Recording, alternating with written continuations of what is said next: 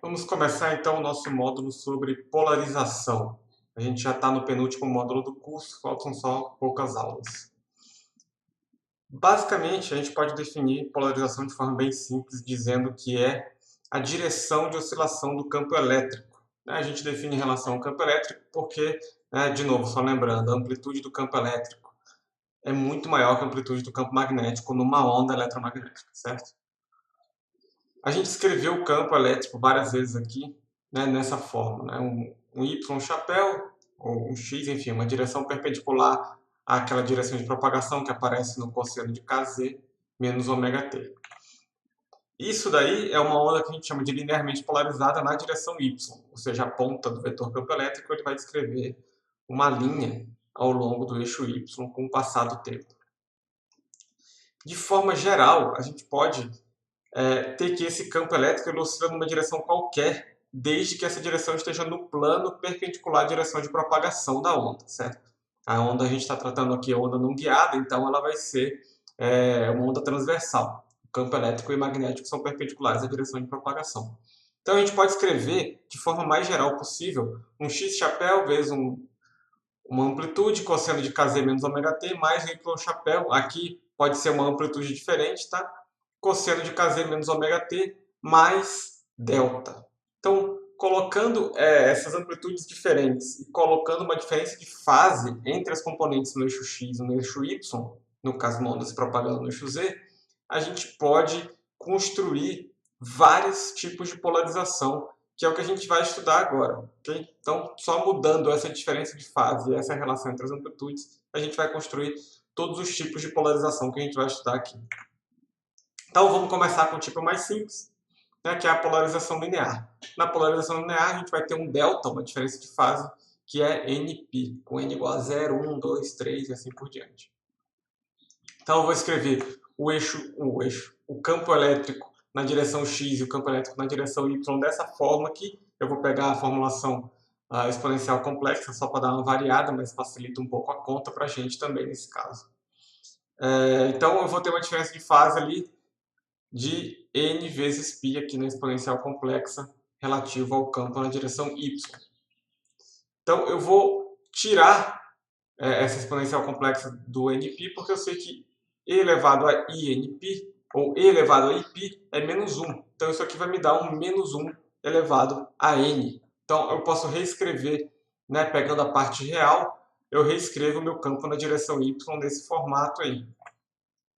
Então, a gente vai ter dois casos ligeiramente diferentes.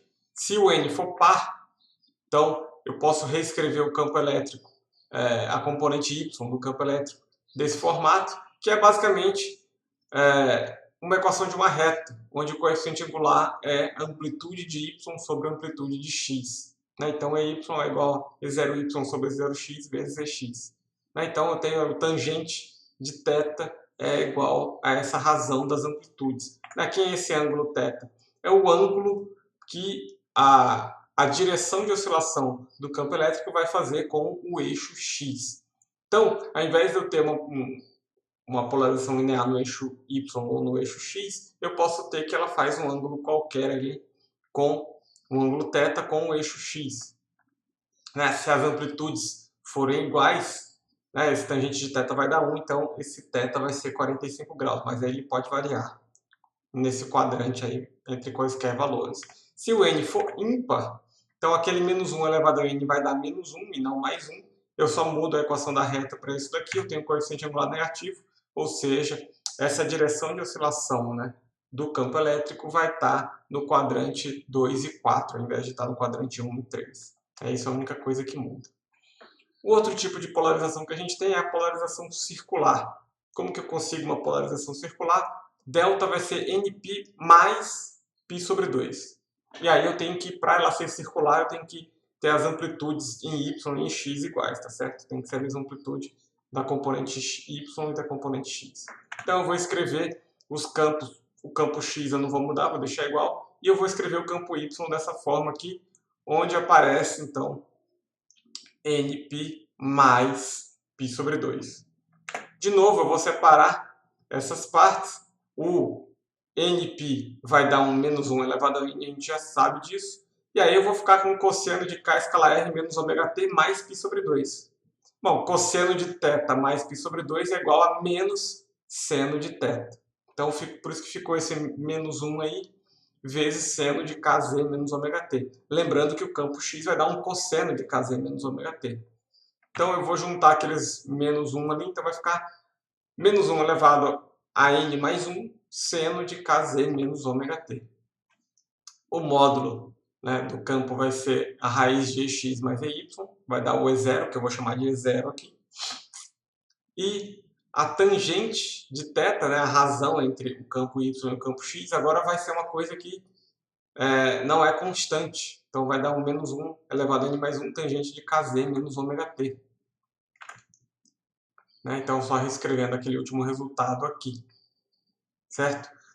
E aí, daqui eu tiro que o meu θ vai ser uma função do tempo. Vai ser um θ de t, que é menos 1 elevado a n mais 1 Kz menos ômega t.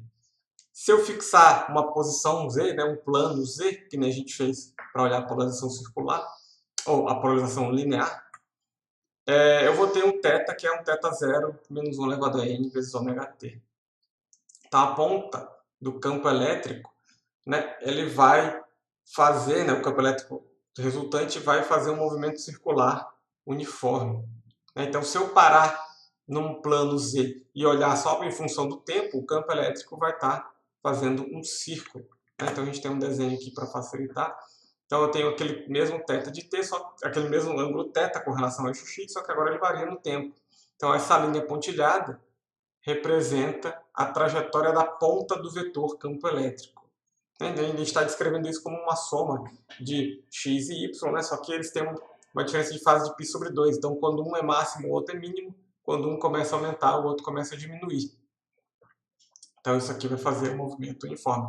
Se o n for par, né, ele vai fazer um movimento no sentido anti-horário, que a gente chama, a convenção, o jargão da área, é polarização circular à esquerda. Né? Então, ele vai virar para a esquerda. É meio estranho isso, mas é assim que é.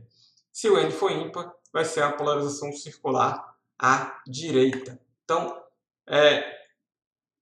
basta a gente usar isso daí e a gente descrever o que seria a polarização circular.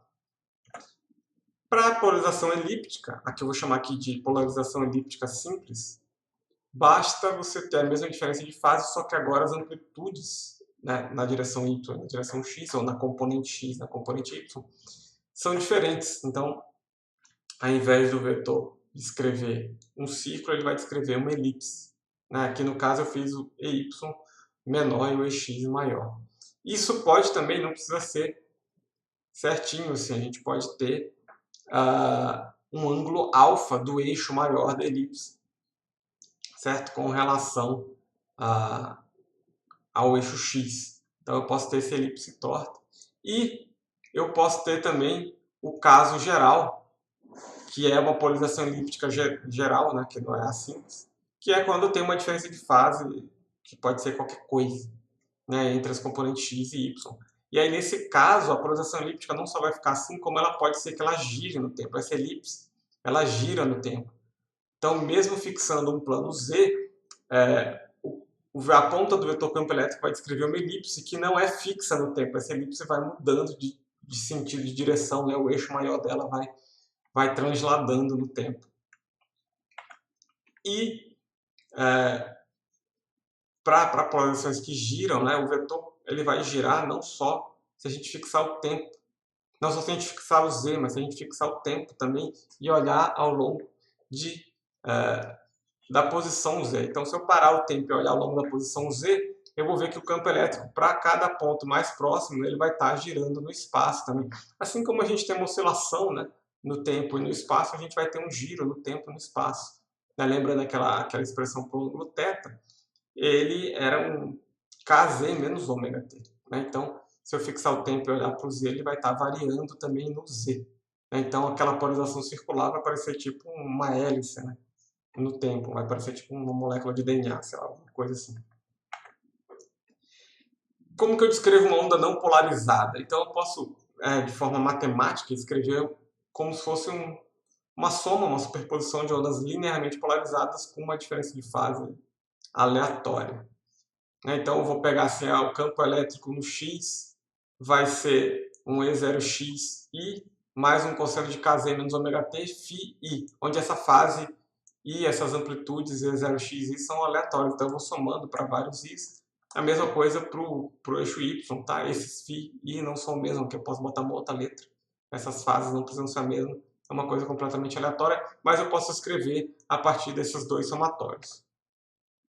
Então, na próxima aula, a gente vai continuar estudando polarização, só que a gente vai ver um outro aspecto. A gente vai ver como é que a luz interage com elementos ópticos que são feitos para reagir ou filtrar tipos específicos de polarização. Então, até a próxima aula. Não vai ter atividade no Moodle para contabilizar a presença, basta assistir essa videoaula, que o Moodle já vai marcar lá que você assistiu a aula, assim que você acessar o link. E a gente vai seguindo, nessas últimas aulas, vai seguir desse jeito, tá bom? Então, até a próxima e tchau!